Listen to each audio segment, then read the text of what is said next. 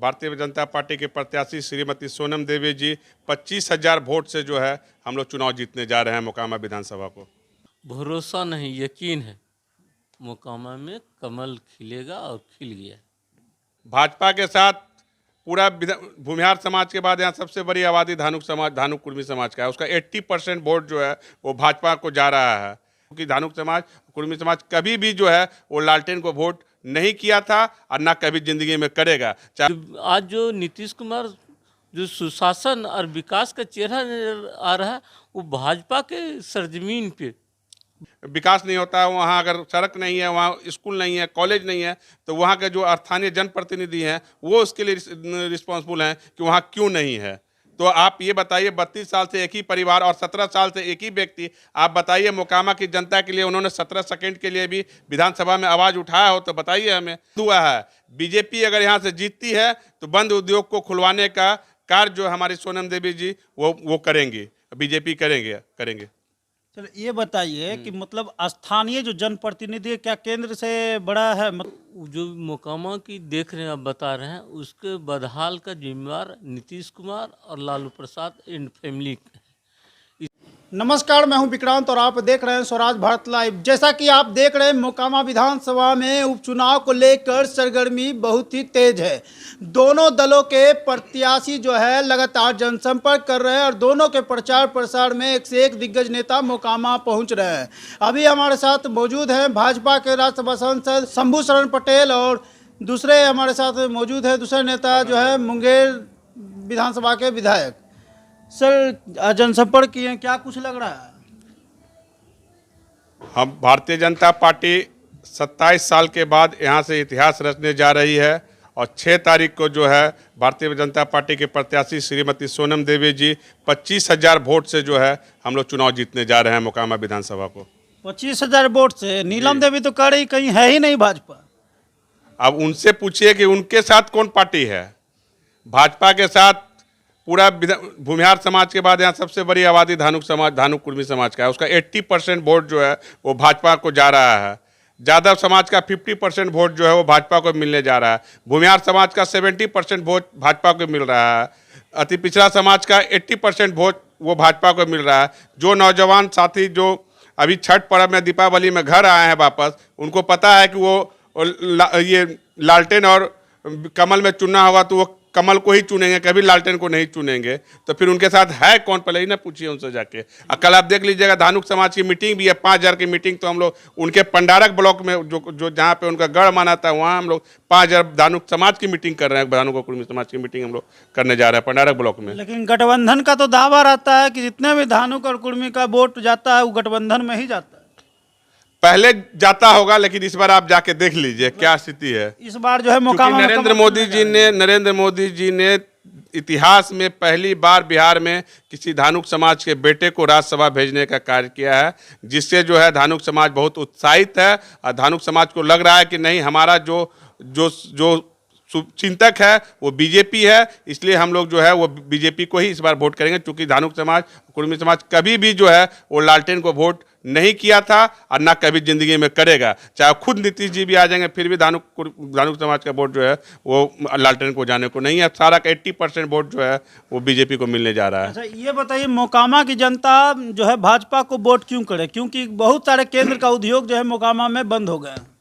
मोकामा की जनता इसलिए बीजेपी को वोट करेगी कि वो 32 साल से एक ही परिवार को जो है देखते देखते जो उसका उनको जो है अच्छा नहीं लग रहा है कि वो 32 साल से एक ही परिवार उनका नेतृत्व कर रहा है और विकास नहीं हो रहा है। विकास कौन करवाता है? नेतृत्व करता जो होता है वो रिस्पॉन्सिबल है वो क्षेत्र के विकास के लिए। अगर वहाँ कोई विकास नहीं होता है, वहाँ अगर सड़क नहीं है, वहाँ स्कूल नहीं है, कॉलेज नहीं है, तो वहाँ के जो स्थानीय जनप्रतिनिधि हैं वो उसके लिए रिस्पॉन्सिबल हैं कि वहाँ क्यों नहीं है। तो आप ये बताइए, 32 साल से एक ही परिवार और 17 साल से एक ही व्यक्ति, आप बताइए मोकामा की जनता के लिए उन्होंने 17 सेकंड के लिए भी विधानसभा में आवाज़ उठाया हो तो बताइए हमें। आप इस मोकामा में एक ही स्कूल है, बाबा के नाम से क्या, बाबा कॉलेज है। यहाँ 500 उसका कैपेसिटी है, यहाँ 5,000 बच्चे का एडमिशन नहीं मिल पाता है। यहाँ नाजत हॉस्पिटल है वो बंद हो गया, एक भी हॉस्पिटल नहीं है। तो वो नेतृत्व करता जो यहाँ का विधायक है वो ना बताएंगे भाई कि हम यहाँ पे स्कूल और कॉलेज होना चाहिए। आप जाके देखिए अति पिछड़ों के गाँव में मोकामा टाल में हो चाहे पंडारक टाल में हो, एक भी गली नहीं बना हुआ है, एक भी नाला नहीं है, पानी का निकास नहीं है, हॉस्पिटल नहीं है। थोड़ा सा भी अगर किसी को प्रॉब्लम होता है या तो वो बेगूसराय जाता है या तो फिर वो पटना रेफर हो जाता है। तो फिर इस बदलाव के लिए, नई सुबह के लिए, मोकामा के विकास के लिए, मोकामा जो वर्षों से विकास को तरस रहा था, उसके लिए जो है मोकामा की जनता बीजेपी को वोट करेगी। चलिए ये बताइए, मैंने आपसे ये पूछा कि केंद्र के कई ऐसे उद्योग है मोकामा में जो बंद हो गए हैं, तो कैसे मोकामा की जनता जो है भाजपा पर भरोसा करेगी? केंद्र का जो भी उद्योग बंद हुआ वो स्थानीय जनप्रतिनिधि के वजह से बंद हुआ। और मतलब मेरे पूरा बात कंप्लीट कर दीजिए भाई साहब। वो उनके वजह से बंद हुआ, और जो भी उद्योग बंद हुआ है, बीजेपी अगर यहाँ से जीतती है तो बंद उद्योग को खुलवाने का कार्य जो हमारी सोनम देवी जी वो करेंगी, बीजेपी करेंगे। चलो ये बताइए कि मतलब स्थानीय जो जनप्रतिनिधि है, क्या केंद्र से बड़ा है? मतलब केंद्र जो है उससे हट गया? मेरा बात सुनिए, स्थानीय जनप्रतिनिधि, आपके घर में क्या समस्या है, वो समस्या तो स्थानीय जनप्रतिनिधि ने वहाँ फोरम पे रखेगा, बात करेगा। अगर सोनम देवी जी जीतेंगी, बीजेपी अगर यहाँ से जीतती है, तो सोनम जी चूंकि केंद्र में हमारी सरकार है, वो भी वहाँ से बात करेंगी कि भाई हमारे क्षेत्र के ये समस्या है, उसको समाधान किया जाए। जनता के माध्यम से, मीडिया के माध्यम से क्या मतलब केंद्र के कई बड़े नेता अवगत है मोकामा से, आज से नहीं कई वर्षों से? देखिए, आप एक ही सवाल में हमको उलझाना चाह रहे हैं। मैं उसका एक ही जवाब दे रहा हूँ।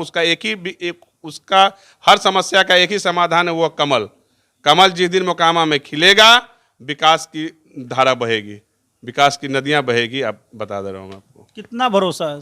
200%। 200%।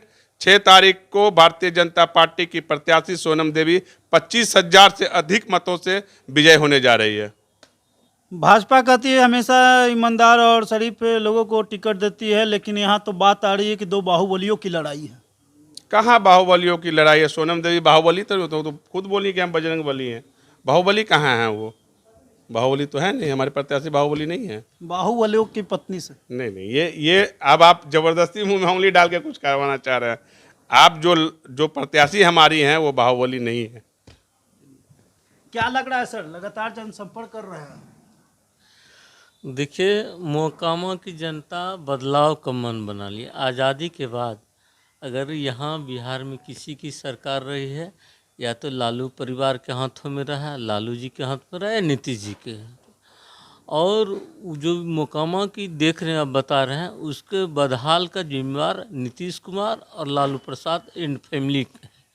इसलिए यहाँ की जनता हमेशा बदलाव चाहती है, उसको विकास पसंद है। यहाँ की जनता जिन्होंने दोनों आज़ादी के बाद से जो दोनों राज किए हैं, चाचा भतीजा मिले हैं, ये बर्बाद किए हैं बिहार को। इसलिए बिहार की जनता सजग हो गई है। सर वही जदयू के साथ आप लोग भी हाथ मिलाए थे?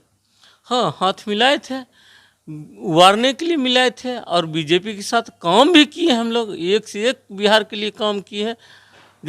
जो नीतीश कुमार जो सुशासन और विकास का चेहरा नजर आ रहा है, वो भाजपा के सरजमीन पे, भाजपा की खेती पे तैयार किया गया है। बहुत आदमी को दिवास सपने देखने का है, वो देख रहे हैं। किन्हीं को लगता है कि हम ही भारत में विकास कर रहे हैं, तो वो सबके सामने है।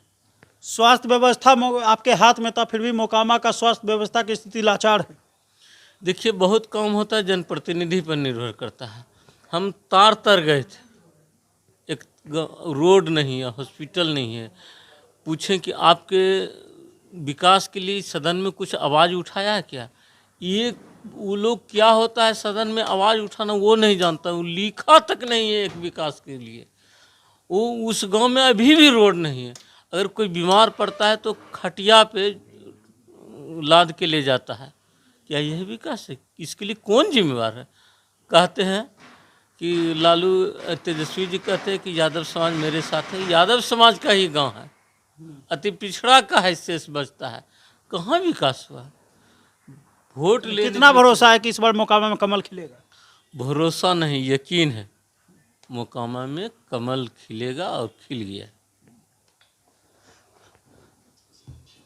तो आपने देखा और सुना किस तरह से मोकामा में भाजपा पूरी तरह चुनाव जीतने के लिए अपना जोर लगाए हुए है। ऐसे ही छोटी बड़ी खबरों से अवगत रहने के लिए, विधानसभा उपचुनाव से अवगत रहने के लिए देखते रहें स्वराज भारत लाइव। धन्यवाद।